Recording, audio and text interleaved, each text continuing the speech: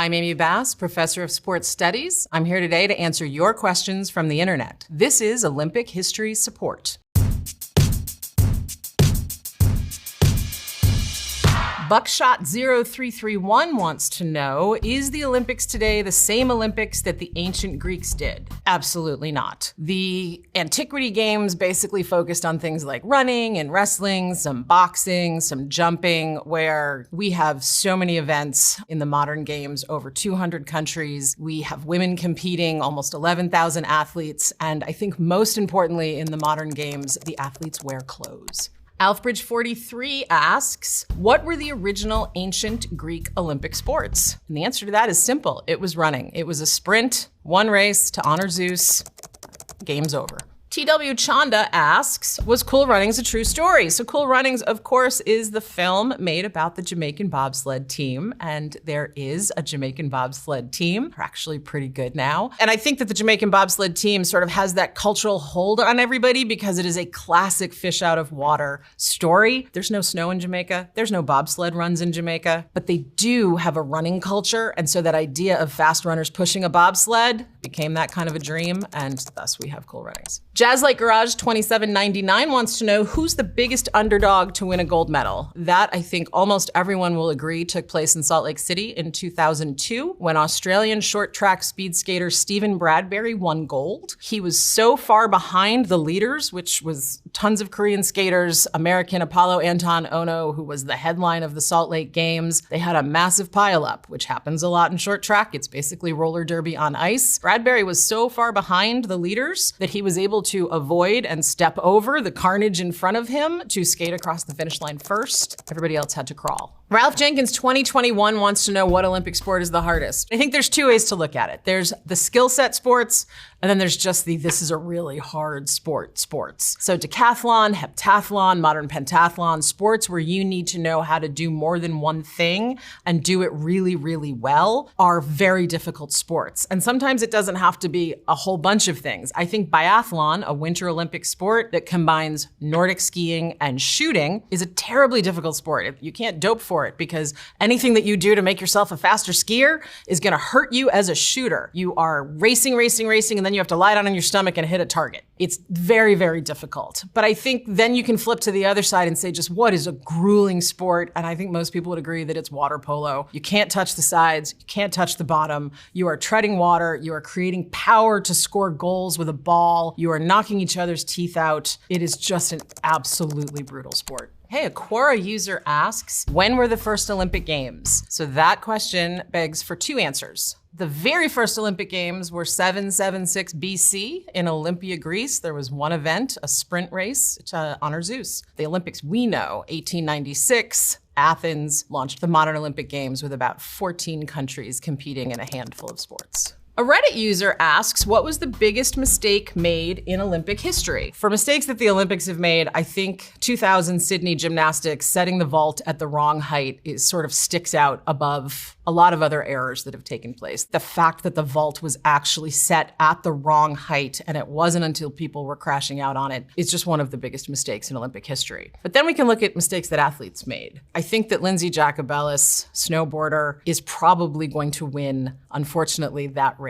In Torino, she was ahead by a lot in snowboard cross, and sort of to celebrate before the finish line, threw a method grab, a little bit of flair, and crashed, and everybody passed her, and she lost the medal. Celtic Norseman 2 asks, what do the rings in the Olympic flag mean? So the 5 rings in the Olympic flag represent the 5 continents of the globe. And those colors, 5 colors of the rings on a white background, include a color from every flag in the world. Cody Taplin asks, how TF is breakdancing in the Olympics? Breakdancing came and went with the Paris Olympics in 2024. Australia's Ray Gunn making headlines for a less than gold medal performance. And that's part of what the IOC, the International Olympic Committee, does every once in a while to try to attract a younger audience. But it has worked in the past. If you look at sort of the X-gamesification of the Winter Games with things like snowcross and halfpipe, we have seen a rise in those kinds of sort of younger skewed sport. It was to try to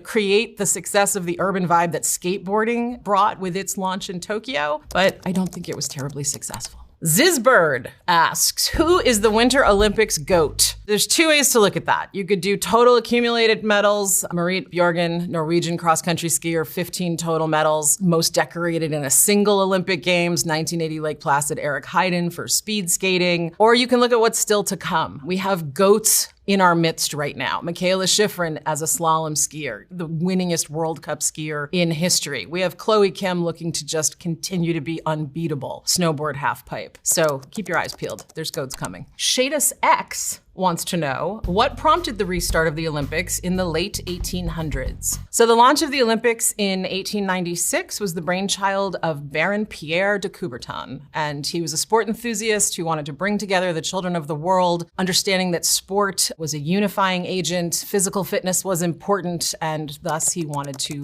relaunch it as a global event. Mr. K Wisconsin asks, whoever developed the modern pentathlon was definitely high when they did so. Not so much a question, more of a statement, but a pretty accurate one. Modern pentathlon was the brainchild also again of the modern Olympic founder, Baron Pierre de Coubertin, and he wanted to bring together a range of skills that personified what he thought a modern soldier needed to be able to do. It's varied over its history: fencing, equestrian, running, shooting, swimming. Sometimes it takes place over 3 days, sometimes it takes place in 1 day, sometimes they have time limits of 2 hours. And one of the keys to being successful at modern pentathlon, you have to be really good at all of those different things. Brisbane 2032 asks, when did the Olympics first award gold, silver, and bronze medals? And that's a great question because it did not happen at the first modern iteration of the Games. It was 1904 in St. Louis where gold, silver, and bronze medals were awarded. The ancient Greeks did not do medals, they did wreaths. Spinnable Sports wants to know, what was the most memorable moment in Olympic history? Wow.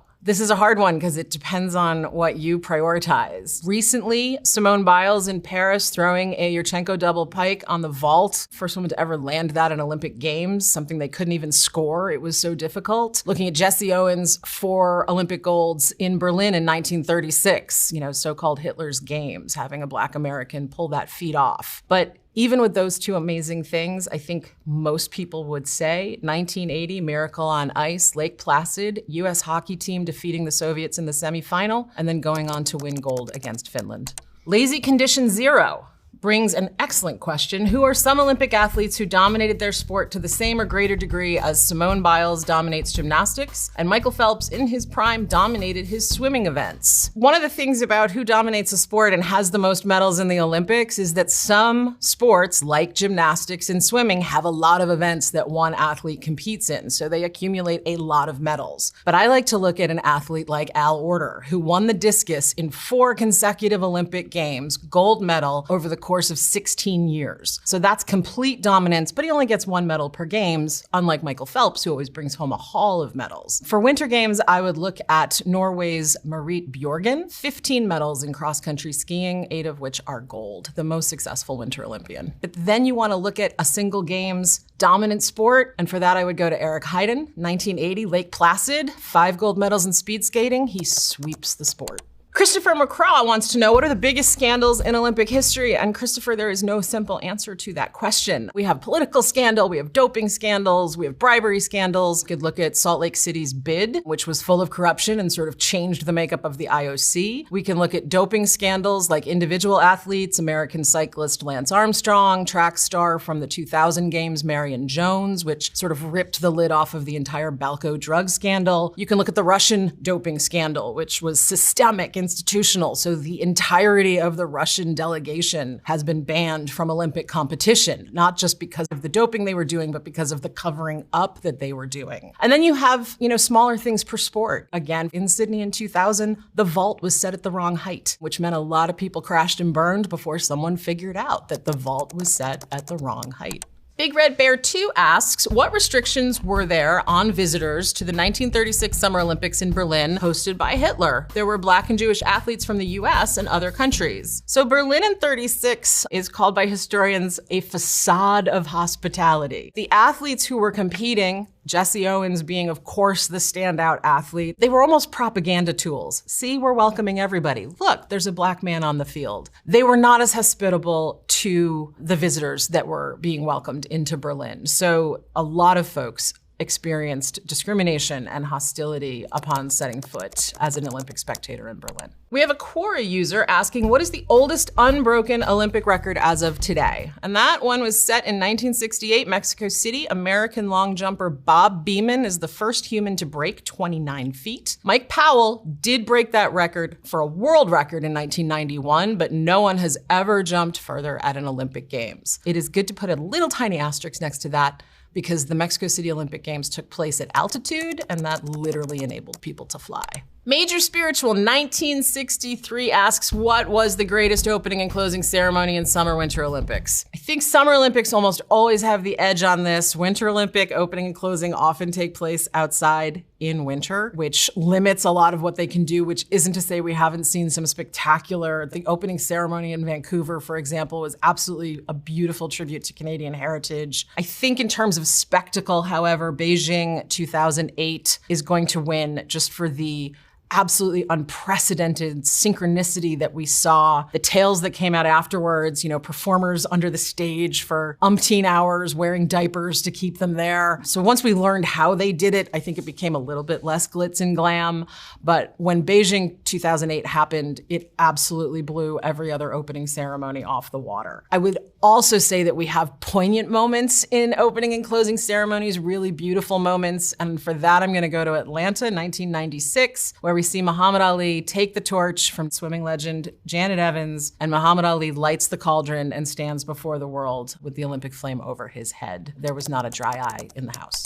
BKA004 asks, what's an unlikely sport that could now have a shot at being an Olympic event? Olympic events come and go. They can depend on the host country and the culture of that country. We see flash-in-the-pan sports like breakdancing in Paris. We see new sports emerge, flag football in 2028, Los Angeles. That's not an accident. The NFL is very excited about the growth of flag football in the United States, particularly on the girls' side. And then you have new sports like Milan Cortina. We're going to see ski mountaineering, where we're going to be watching people running up a mountain with their skis and then skiing down it. So never say never pretty much for any sport. Kangaroo Key 2017 asks, what age were you when you realized that curling is the best sport in the world? I've always known that. We identify with curling because it looks like something we can all do. Those athletes look like us, which isn't to take anything away from their skill and athleticism. You have to remember that everything a curler is doing, they're doing on ice, and they're not falling down, and they're getting a relatively small object into a relatively small space over a relatively large expanse of ice. MCQ 101 wants to know, when were women first allowed to compete in the Olympics? Women launched their careers as Olympians in 1900 at the Second Olympics. There were 5 sports, the usual suspects for what's okay for a woman to do, things like tennis. We didn't see distance sports for women in the Olympics until much later. Actually, distance sports were banned for women starting in 1960 after a completely fabricated story about women passing out during the 800 meters ripped headlines. And we're not going to see an Olympic marathon for women until LA 84. Women are now dominating a lot for the US team, but it has been a journey. Biz Bastard wants to know, why is Fosbury flop the most efficient way to do high jump? Well, when Dick Fosbury launched that flop very successfully, everyone thought it was kind of nuts. But really, it's a simple physics equation where Dick Fosbury was raising the center of his body and lowering the rest of it to create the arch over the bar. Before Dick Fosbury, high jumpers looked face forward at the jump. Fosbury turns the vertical into a horizontal, and that was a more efficient and better way to jump. Additional Sky 7436 asks, what historic Olympic team was the best basketball team? So I think the obvious answer here for almost everybody is the 1992 so-called Dream Team, the USA basketball team that was just stacked with NBA professionals. But I'm going to counter that a little bit. Take a look at the women's side. From Atlanta to Paris, they are undefeated. Gold medals across 10 games. That is a dynasty that should not be questioned in basketball. Ace of Hearts 2022 asks, how in the world could the Munich Olympics keep going on while a massacre was taking place? So this question refers to the hostage situation with the Israeli team by the Black September movement in 1972 at the Munich Olympic Games. There was a pause in competition, but IOC President Avery Brundage, a businessman from Chicago with, I would say, interesting political views, issued his famous statement of the games must go on, and thus the games did. Vera Enjoyer asks, the USA is one of the most prolific nations in the Olympics. What factors have led to this dominance? Well, the United States benefits from a lot of different weather systems and terrains, so that makes different kinds of sports part of the menu in the United States. It is a sports-crazed country with a lot of well-endowed professional leagues. And we also have this thing called the NCAA, so intercollegiate sport in the United States, which brings a lot of athletes from around the world to play competitively, is a massive training ground for future Olympians. James Giles asks, I wonder how much Olympians of today would beat the ancient Greek Olympians by. They'd beat them by a lot. Nutrition, training, focus, actual dedicated athlete as a career, there's no match.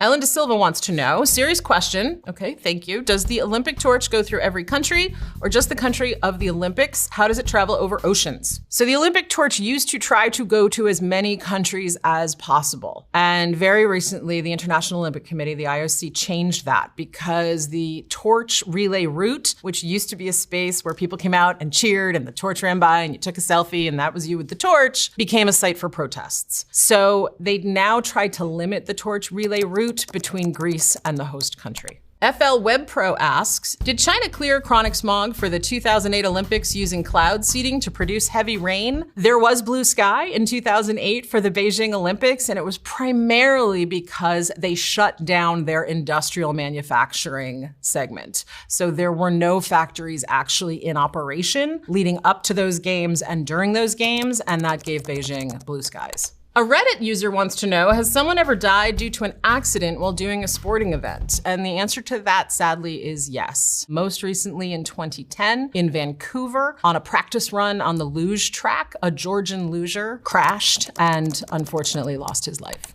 A Reddit user wants to know, who would you crown as the greatest track and field athlete of all time? This is another really tough one. You have folks like Allison Felix, who have just accumulated a pile of medals. You have someone like Waimea Tyus, who in 64 and 68 defended a sprinting title, the first person to ever do that. You have people who do 100 and 200 doubles, 200 and 400 doubles. Al Order wins discus again 4 times in a row. So over the course of 16 years, Al Order wins gold in discus. Usain Bolt setting records that were just untouchable for so long. Track and field is such an enormous sport. It depends what event you want to look at and what you consider to be the merit for the greatest. T. Alcazin wants to know, how are we still breaking world records in Olympic sports? In some events, all top 3 broke the world record. I think athletes got better at doping or they're making racing distances shorter. Well, let's hope neither of those things are true. We look at sport now as a science. The technology of sport, from nutrition to training practices to equipment, mean that records will continue to be broken. The idea that figure skaters, for example, are throwing quadruple jumps was absolutely unimaginable not that long ago. Naheem says, reading up on the Black Power salute in 1968. How did I not know about this before? 1968 Olympic Black Power protest, sprinters Tommy Smith and John Carlos, American medalists, gold and bronze, record-breaking. Tommy Smith was the first human to run a 200 meters in a sub-20 race, and they took their moment in the spotlight to make a stance connected to the civil rights movement. And you should know it because it should be taught and it should be talked about. There's a lot of myths about what happened to Tommy and John post-Olympics. They did lose their Olympic credentials and they had to go home. They did keep their medals, but there were terrible consequences that they faced, backlash that they faced, people who really felt that they had ruined sport. Guy Fawkes News asks, does hosting the Olympics actually pay off? The short answer is no. It is wildly expensive and economically draining to host an Olympic Games, particularly recently, where security alone is something that can just bloat the budget beyond anything that a city can handle. It was designed to build facilities, create infrastructure, and if we look back historically, that is true. So for example, in 1968, Mexico City, telecom improvements had to be made to that region in order for the Olympics to be hosted there. It was the first time that an American network, for example, had hosted a wide broadcast. ABC Sports did 44 hours of coverage of Mexico City, and that's our first really large-scale broadcast of a Games. That said, today, the cost is draining. So if we look at our next Olympics, Cortina Milan, you see the Italians trying to reuse as much as possible from when Cortina hosted the Olympics in 1956. So today, it's much more about sustainability and reusing facilities rather than build, build, build. Crafty Mare wants to know, was there cheating in ancient sports competitions? Of course, there's always been cheating. We've never not cheated at stuff as humans. We had sabotage in the ancient games. There was bribery in the ancient games, probably tripping. I don't know, I'm speculating, but yes, the Greeks absolutely cheated in the ancient games. Storm and Pumpkin asks, watching the Olympics, what countries have rivalries? All I know is USA rivals, and that's okay because the USA has a lot of them. USA, Australia swimming, USA, Canada hockey is certainly, women and men, one of the biggest. There's a lot of rivalries in baseball, China, Japan, and Cuba, absolutely. And then we sort of have the historic rivalries where if you follow the political lines of the world at any given moment, the entirety of the Cold War,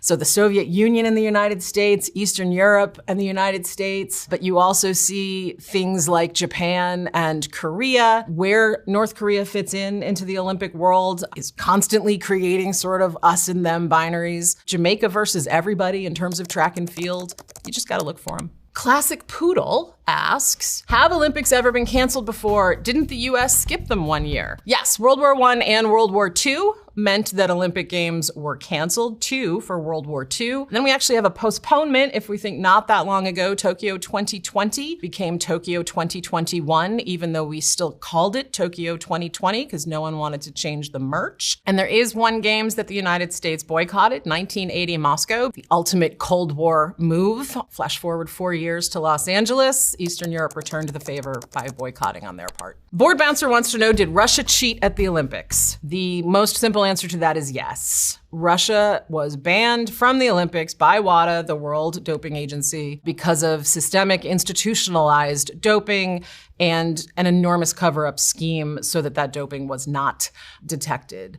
Russian athletes can still compete in the Olympics, but they have to compete as neutrals. That ban was then extended after the invasion of Ukraine in 2022. Russia's fate as an Olympic entity remains kind of blurry. Key Opinion 1700 wants to know, many people say most Olympians are doping, but how do they pass the tests then? The whole system of doping is that your testing protocol needs to be one step ahead of the doping protocol, and quite often that is not the case. So the pattern of doping, when athletes do and don't engage, how they may or may not avoid out-of-competition testing. In terms of what Russia did, they created an entire system of neutralizing the tests, switching them out that was undetectable until there was a whistleblower. So basically, avoiding doping tests needs to be one step ahead of actual doping, and that's how you get away with it. A Quora user asks, can an Olympic athlete refuse a medal? Technically, no. You're not supposed to, because it's considered by the IOC to be an insult against the games. And some athletes have been banned or censured for behaving inappropriately with a medal, throwing down a medal. But really, the most significant moment in which athletes refused a medal is 1972. The US men's basketball team refused to accept the silver medal. And this is one of the most controversial moments in Olympic history. It was the Soviet Union versus the United States. America invented basketball. This was never supposed to be something that they could lose. During that basketball game, the refs kept adding 3 seconds back onto the clock until the Soviets won. The United States refused to accept the silver, and those medals remain in a vault in Switzerland. A Reddit user wants to know, what happened to the full-body suits in the Olympics? So I'm assuming that this question is asking about swimmers and the so-called Speedo sharkskin suit. And that was an incredible technology that took away drag, which is the swimmer's body going through the water, and added buoyancy. And after pretty much every record was broken by anyone wearing one, FINA, which is the international federation that supervises swimming and regulates swimming, said no more, and they were banned. A Quora user asks, how are the Olympics experienced before the invention of television? We almost can't think about watching the Olympics without thinking about the Olympic broadcast. There's more Olympic broadcast hours in a day than there are hours in a day. But we really didn't see those full-scale broadcasts until the late 50s and 1960s. Cortina, the Winter Games in 1956, was the actual first broadcast of a games.